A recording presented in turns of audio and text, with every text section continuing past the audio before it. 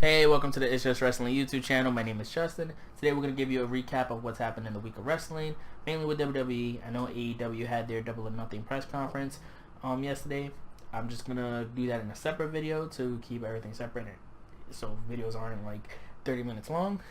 But yeah, so let's get into it. We're going to start off with Raw. Just a quick note about Raw. Seth Rollins did not appear on the show. It's been reported that he's been dealing with back issues, so WWE is keeping him off, resting him so they don't risk anything so close to WrestleMania, which is a smart idea because you want to save that main event spot or that main event match between him and Brock Lesnar, so nothing gets in the way of that. So let's dive into it. Raw starts off with Stephanie McMahon about to introduce Becky Lynch. Becky Lynch interrupts her. Huge pop as always because she's over. So Steph congratulates Becky on her Royal Rumble win, but she's noticing that she suffered an injury also at Royal Rumble. She's been favoring the leg that was injured due to Nia Jax, but she refuses to get evaluated by a doctor. Now, Steph stresses the fact that if she doesn't get medically cleared, she will be forced to suspend Becky. Becky eventually, Becky says that if you say that again, she's not going to be responsible for her actions. So Steph asks her again, are you going to get cleared? Becky doesn't answer, so Steph suspends her until she gets cleared by a doctor, and that's when Becky attacks Stephanie. She punches her, beats her down. There's a spot in the corner where Stephanie actually attacks or hits Becky's bad leg, re-aggravating it even more. She's escorted out, cuts to commercial break, but on the coming back you see her run into Ronda Rousey, and Ronda Rousey explains that she's questioning Becky's professionalism, like, how can you do this? You're putting this match in jeopardy. This is one of the biggest matches of the women's revolution. And pretty much a smack talks Becky until Becky is escorted out the building. We start off with Ronda versus Liv Morgan. This was a squash match. It's literally what it was. Yeah, that's it. It was a squash match between Ronda and Liv Morgan. Liv Morgan barely gets any offense in. She taps out to Ronda Rousey's armbar. Ronda grabs a mic, cuts a quick promo. How about everybody's booing her and she's getting these looks. So she challenges Sarah Logan to a match. Ronda has a second match.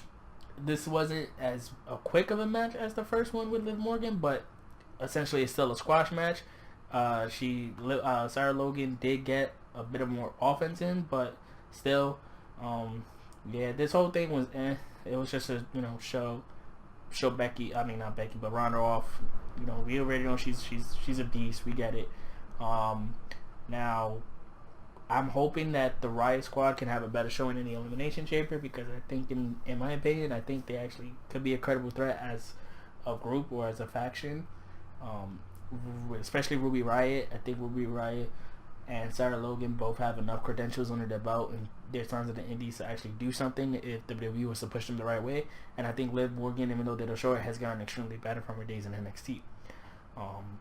So I'm really hoping they get to show that in the Elimination Tag Team Chamber match. The next match was a four-corner tag team match between Heavy Machinery, Lucha House Party, Lindsay, who was represented by Lindsay Dorado and Grand Metalik, the B Team, and the Revival. This was a nice little match where everybody got, every tag team got to show off what they did.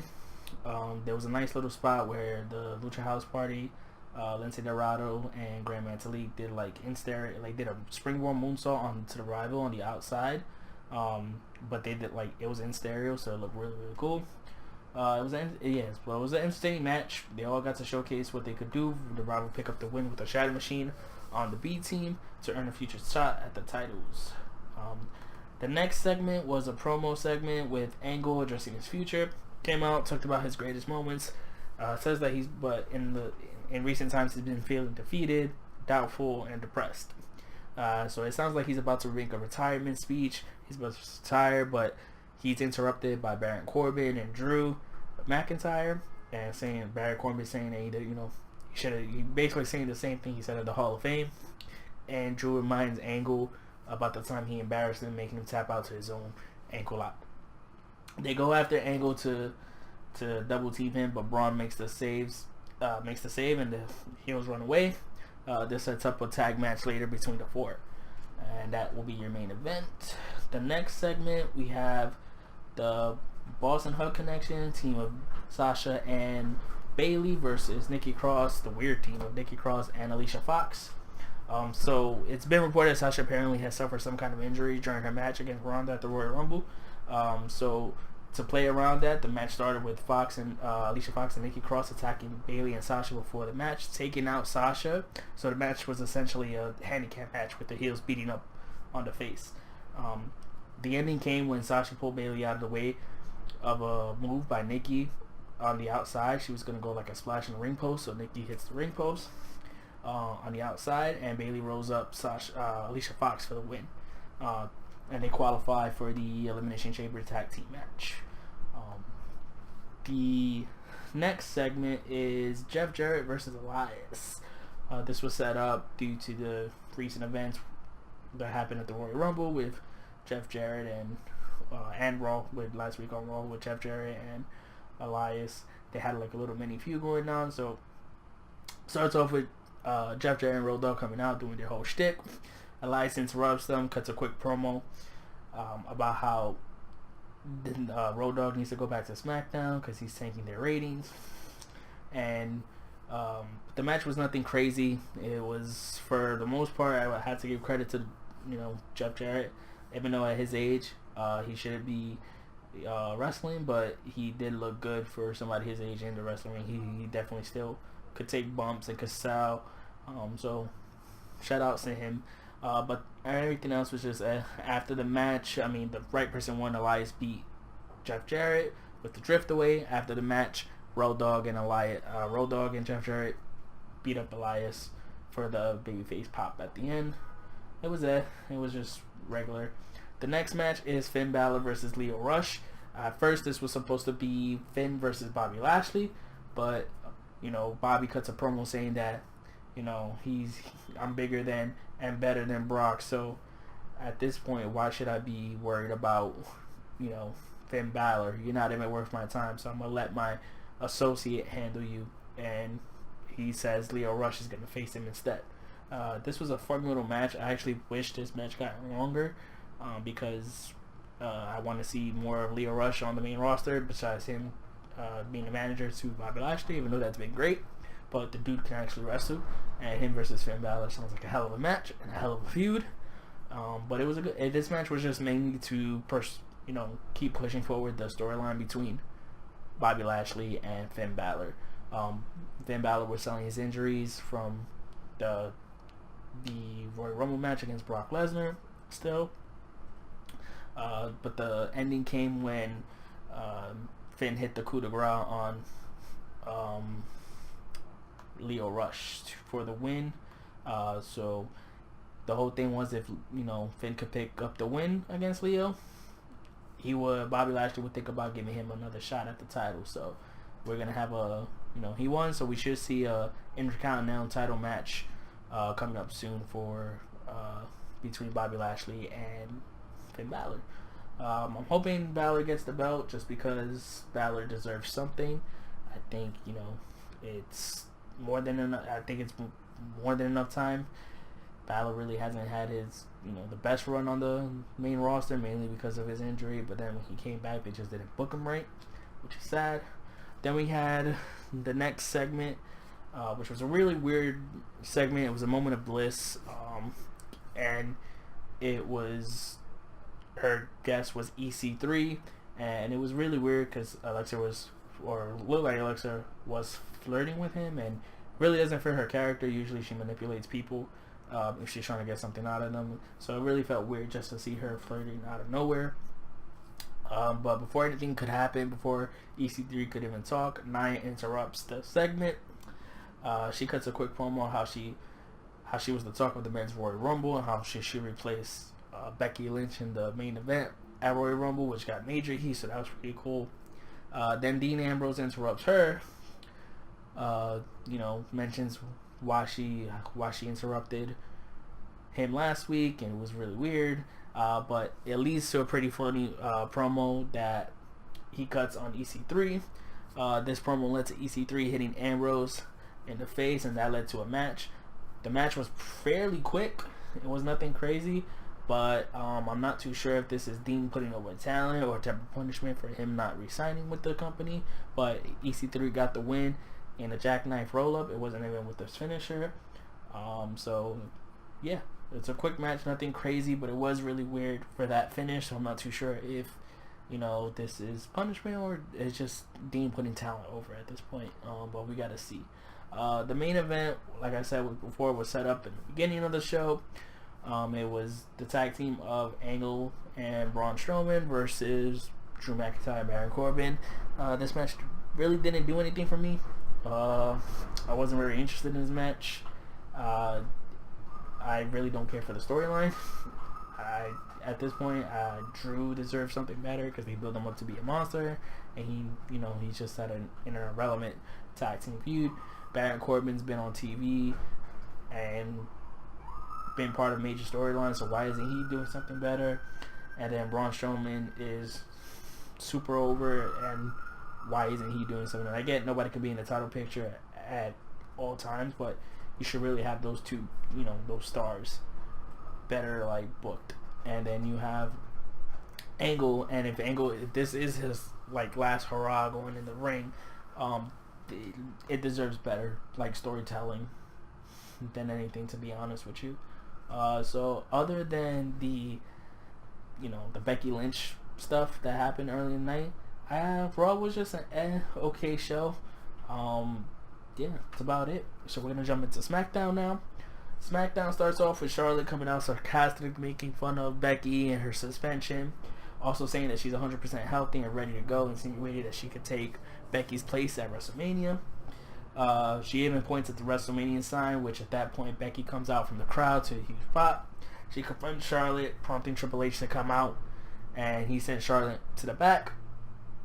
He then tells Becky all she needs to do is to get evaluated and cleared by medical staff suspension, but Becky doesn't trust their word, and Triple H gets annoyed, and because Becky ends up mentioning Stephanie McMahon and how she's feeling after Becky hit her in the face.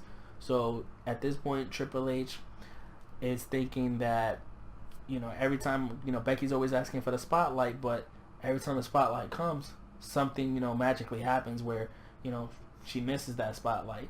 Same thing happened at Survivor Series where she knew raiding SmackDown was a suicide mission, and she did it anyways, and she ended up getting injured, causing her to miss out on the match with Ronda Rousey. And now she has another match with Ronda Rousey, and she's injured again and is refusing medical treatment. But Triple H thinks it's not because she's not going to get cleared. It's because he thinks she is going to get cleared, but she doesn't want to face Ronda Rousey because Ronda Rousey is going to embarrass her and expose her for the fraud that she is. This prompts Becky to slap Triple H. They had a crazy stare down. The crowd was really going wild for this. Becky smirks and she's escorted out of the building because she's suspended. That whole segment really started off the show really good, and yeah, it was a decent episode of SmackDown. We'll get into the rest of it. The next segment is Nakamura versus Rusev versus the Good Brothers and Gallows and Anderson. It's sad because Gallows and Anderson get the jobber entrance, meaning that it cuts back from commercial break and they're just in the ring with their music playing. They didn't even show their entrance, and they really deserve more prominent roles in the tag team division. They were huge in New Japan Pro Wrestling when they were part of the Bullet Club, and these dudes can actually really go and be a threat in the tag team division. So it's sad to see that they're not doing much. There's a little back and forth action between Nakamura and Anderson. Both men tag each other's partners in. You get a bit of back and forth between Gallows and Rusev.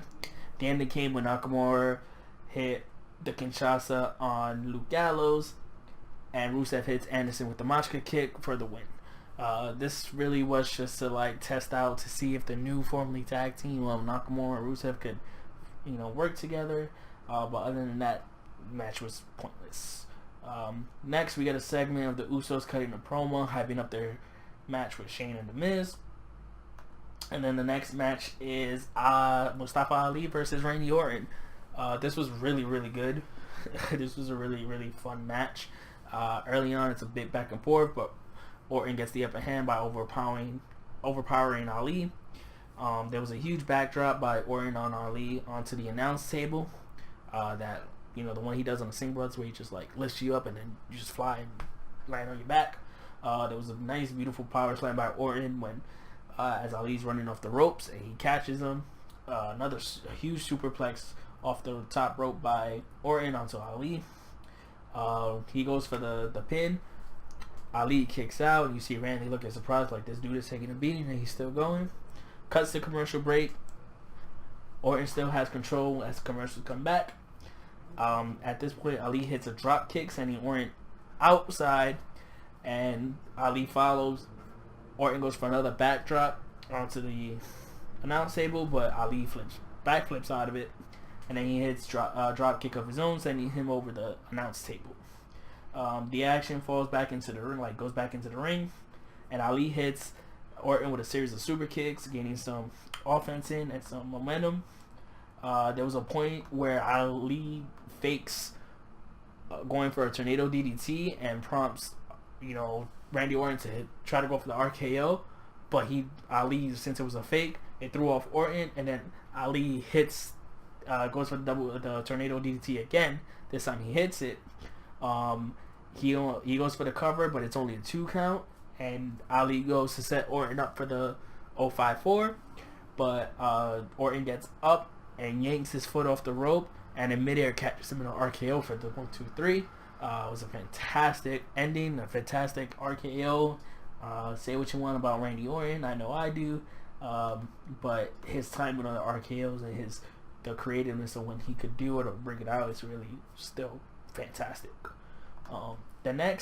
Before that, we have some, after the match, Samoa Joe actually comes out and attacks both Orton and Ali and cuts a savage promo afterwards, promoting the Elimination Chamber match and what he's going to do, and basically he's going to walk out the champion.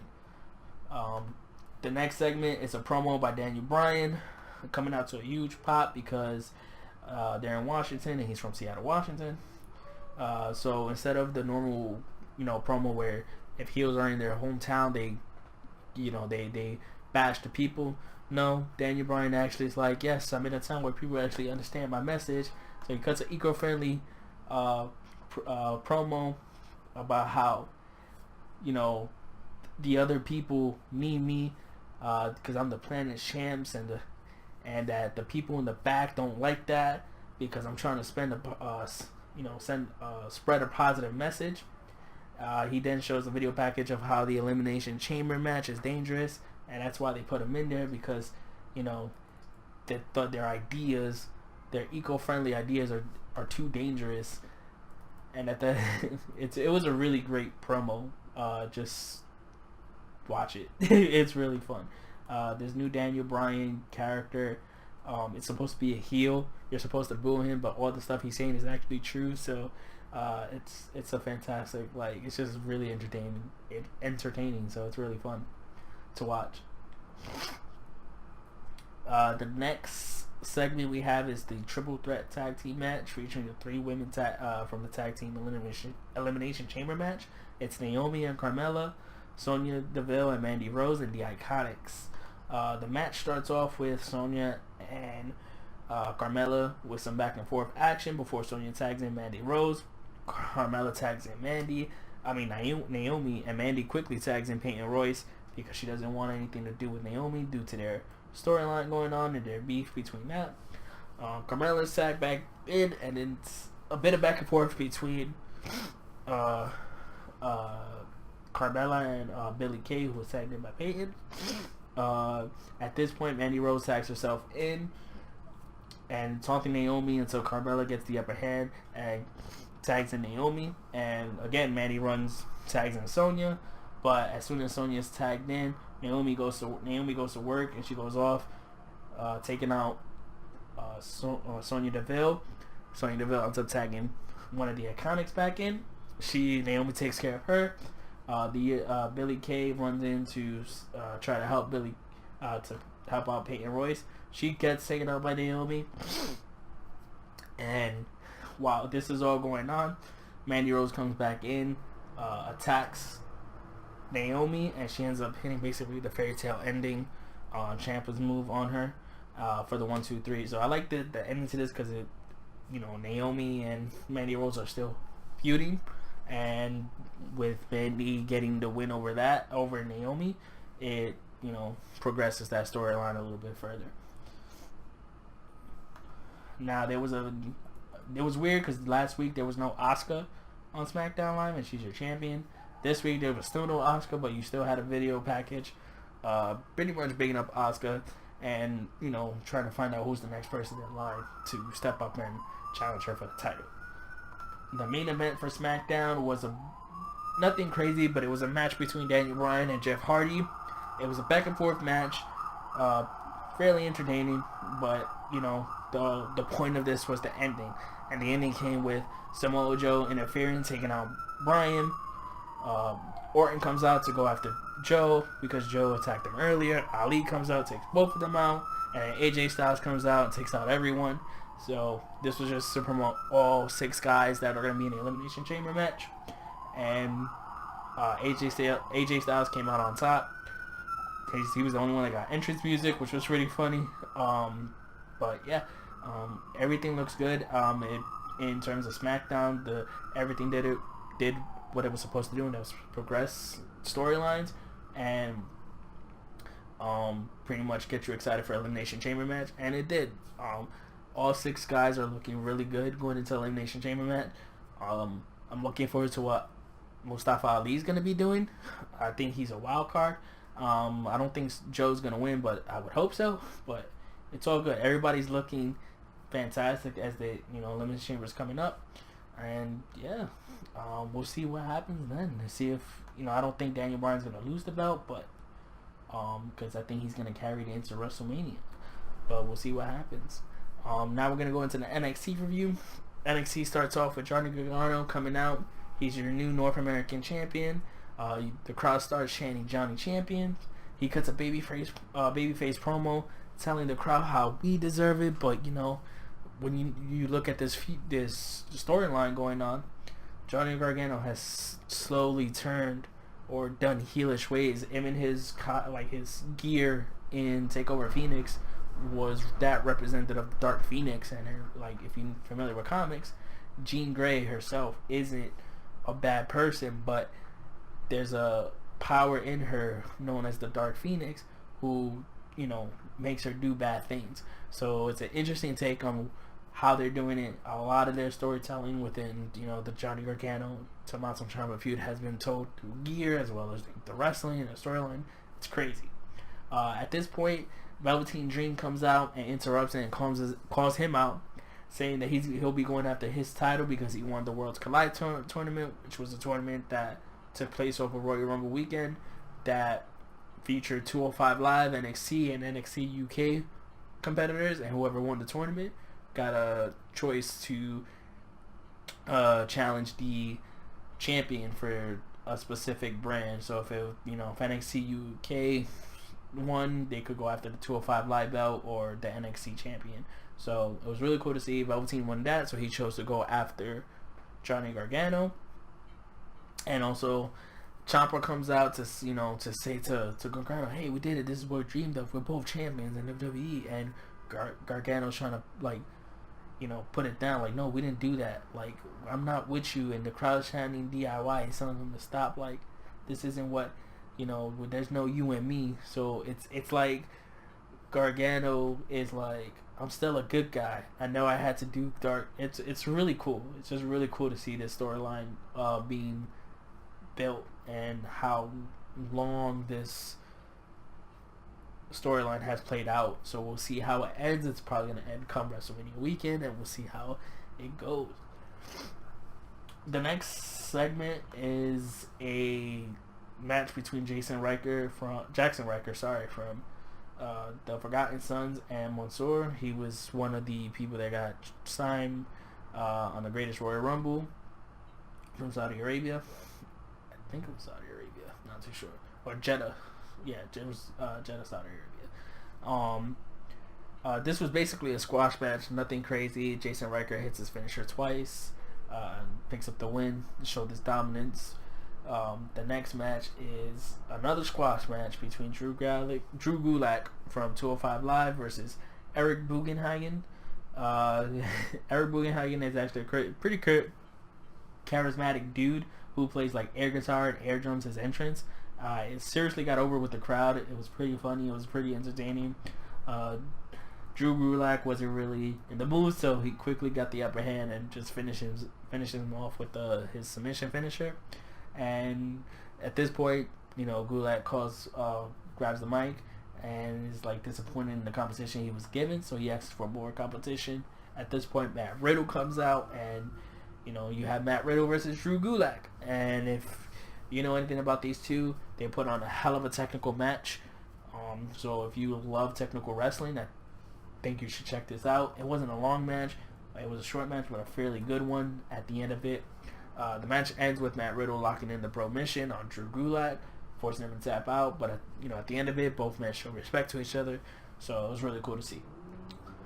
The main event came with the four horsewomen, three of the four horsewomen, Shayna Baszler, Maria Shafir, and Jessamine Duke, against the Sky Pirates, Kairi Sane, Io Shirai, and Bianca Belair, in a 6-women tag match. This was a fun little match with a bit of storytelling with it. There was an assisted elbow drop by Belair where she deadlifts Kairi Sane, and she throws her, and Kairi Sane drops with the elbow. Shafir and Duke, even though they're really green, they're still green.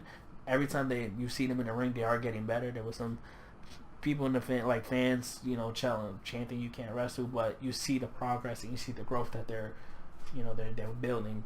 And if they keep working, and they're working with people like, they have Shayna, they're working with Kairi Sane and Io Shirai and Bianca Belair, they're just gonna get better because those women they're really fantastic wrestlers, just flat out.